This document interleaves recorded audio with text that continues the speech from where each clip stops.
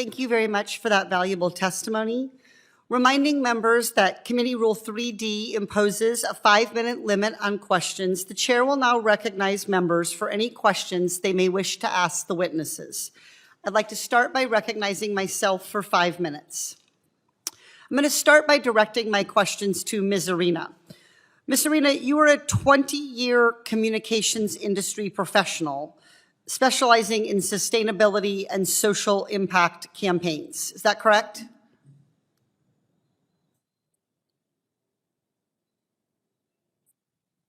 That's correct. Okay, and roughly how many campaigns have you worked on over these past 20 years? I've worked on roughly over 100 campaigns, and I still do this work.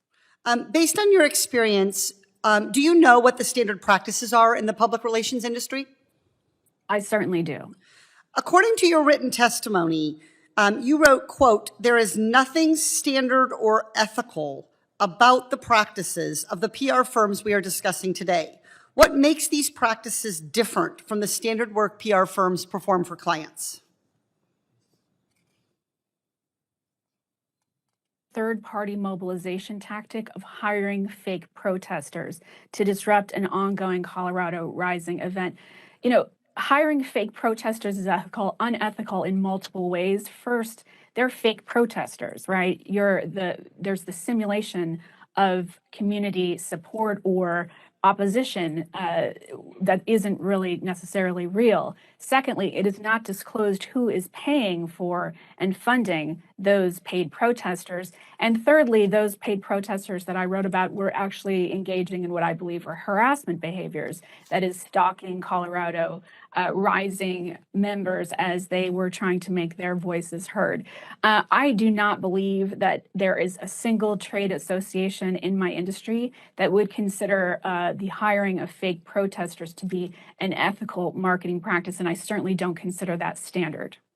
It's a far cry from the kind of typical image promotion or advertisements that we think about with PR firms. These unethical practices, these unethical PR firms, are often most effective at the local level, where powerful corporate interests can overwhelm local communities. Ms. Foster, what was your experience in Colorado facing off against one of these PR firms? The harassment was extensive. We logged throughout the state and throughout the entire 4 months of our campaign, the extensive harassment and targeting.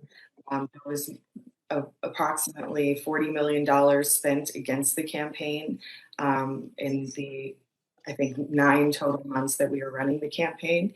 So yes, they were incredibly sophisticated and widespread. And this was just against, like I said, moms, grassroots campaign people that are doing this in their spare time, that don't have the expertise and sophisticated techniques that these campaigns were implementing against us. Thank you, Ms. Foster. The groups in Colorado opposing this proposition that you worked on reported spending upwards of $30 million on their campaign. Ms. Arena, to go back to you, is that a typical amount for a PR firm to spend on a state ballot campaign?